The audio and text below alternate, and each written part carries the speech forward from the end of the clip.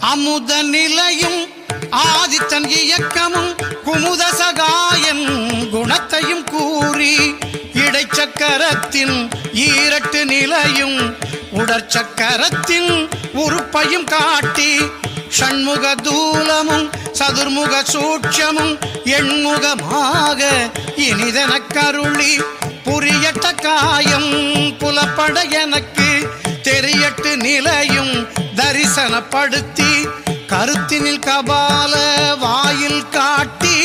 இருத்தி முத்தி இனிதென கருளி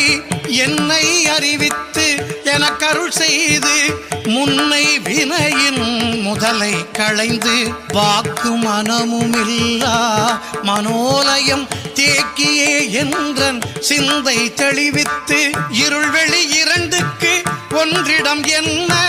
அருள் தரும் ஆனந்தத்தை அழுத்தியன் செவியில்